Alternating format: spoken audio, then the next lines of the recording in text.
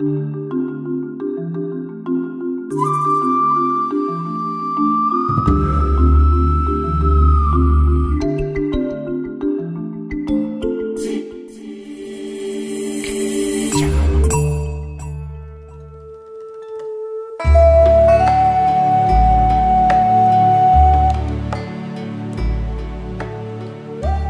the evening falls, the island of Nusa Penida is veiled in a purple haze. However, the breathtaking splendor of the natural surroundings exists in stark contrast to the severe living conditions of the local inhabitants. Nevertheless, something extraordinary is about to take place on the coast. The local sea farmers are busy at work. Their principal source of income is derived from seaweed. Here, it is cultivated predominantly for export to Korea and Japan. Their income will certainly not make them rich, as the going rate for 1 kilogram of processed seaweed is about 35 cents. Even so, they earn more than their inland neighbors. Despite the relatively low monetary value of their efforts, these humble farmers toil on. For all its trouble, it is the only consistent source of income on this island. Simply put, nothing else grows here. The work they need to put into their sea fields is dependent on the prevailing tide levels. Therefore, they must work from dusk till dawn.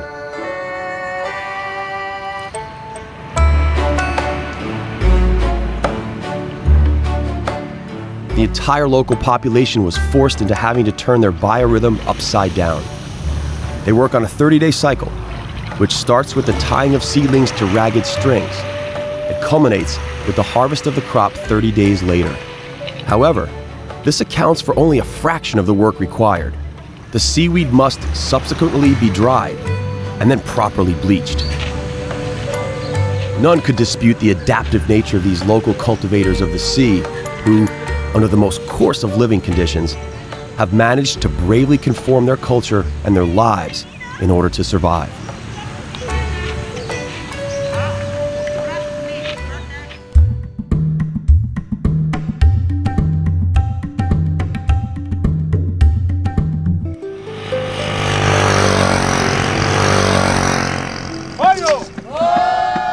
Our next port of call will present us with yet another unique and unexpected adventure.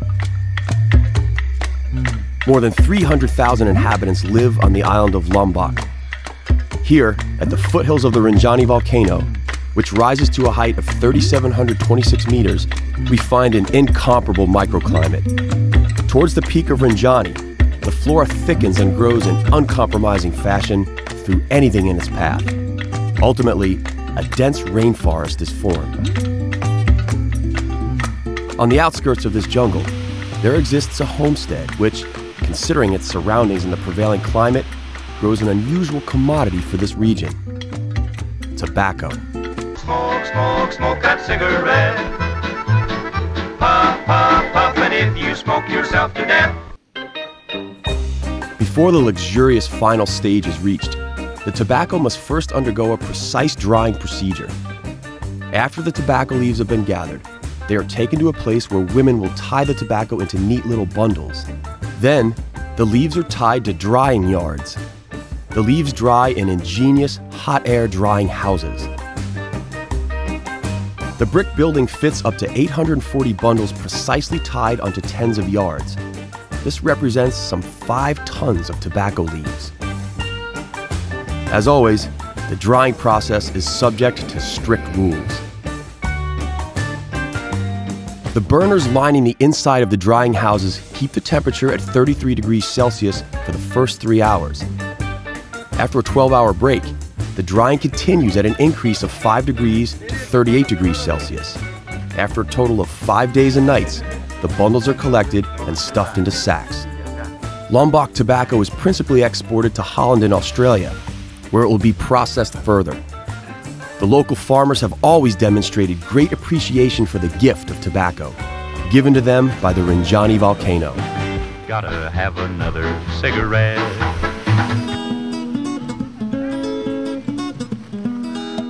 But just a few kilometers higher, one cannot help but notice an entirely different scent. In the Sembalun Lawangay lies the picturesque village of Sembalun Bung Bung, which can be distinguished by the complete dominance of a single crop. There is no greater production of this bulb anywhere else in the world. This bulb is at the center of all the lives of the local inhabitants. Garlic, garlic, garlic, and more garlic.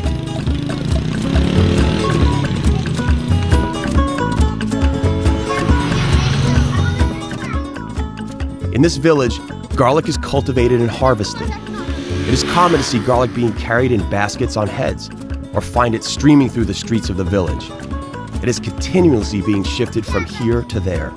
Commonly, you see piles of garlic being stored along the roads, and tons of garlic lie in bundles being dried on garlic roofs. Fortunately, there is a local shop where you can buy the finished product. You'll never find it this fresh anywhere else. The entire periphery is dominated by the scent of garlic, further amplified by the prevailing sweltering heat. On the outskirts of the village sits an appropriate, albeit unusual work of art, a giant bulb of garlic. To the people of this village, this garlic, by virtue of its sheer size and strength, seems a fitting metaphor to the mighty Rinjani volcano.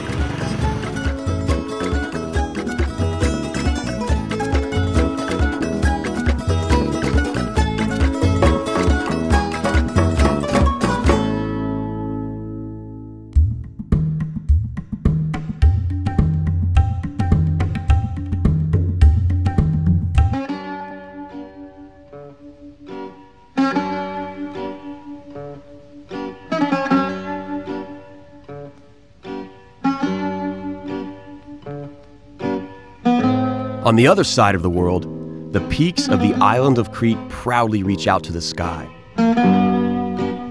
Their snowy caps distract one's attention and make it almost incomprehensible that just a short distance below, almond trees are in full blossom and the slopes abound in